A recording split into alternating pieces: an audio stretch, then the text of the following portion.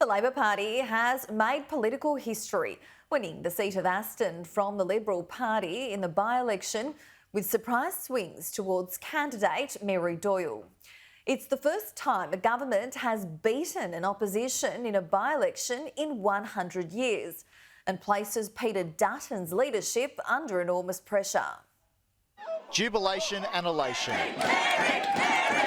The Labor faithful doing what many thought was unlikely, snatching the seat of Aston from the Liberals, sending Mary Doyle to Parliament. Thank you so much, Richard, and what an excellent Deputy Prime Minister this proud Victorian is. Thank you.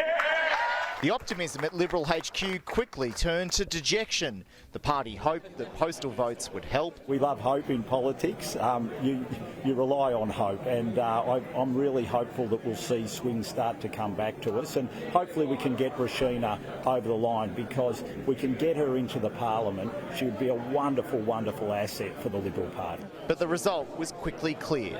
They won't be able to make up the vote. Labor will win the seat of Aston. That Roshina has conceded to Mary Doyle. It's such a shame, because she is such an amazing candidate. You know, she's professional, she's young, she's got a young family, she's got a migrant background, she's articulate and she's empathetic. To not have her in the party room, I actually think is a real blow for us. So that's what I'm most sad about tonight. Roshina Campbell called Mary Doyle to concede shortly before 9 p.m. Thank you, Peter.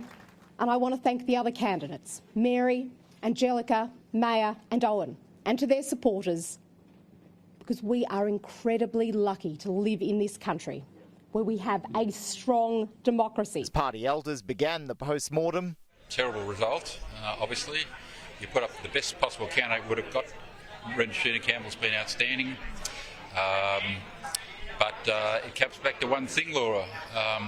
What does the Liberal Party stand for? And observers looked inwards to blame. I have to say and single out the Victorian division.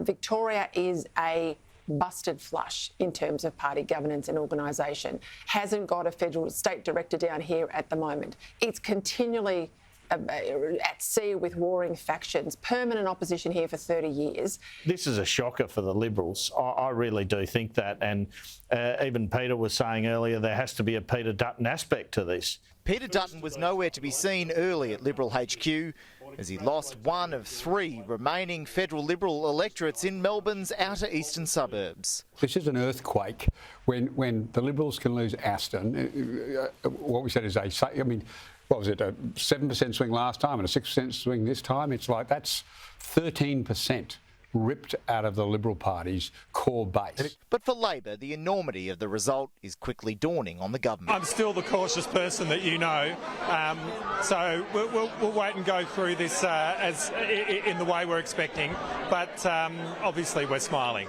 Up until the close of polling booths, Labor insiders, including senior party leadership, were openly predicting that the Liberals would hang on. The very fact that the party is now celebrating this win is not just a big leg up for Victorian Labor, but also for Anthony Albanese.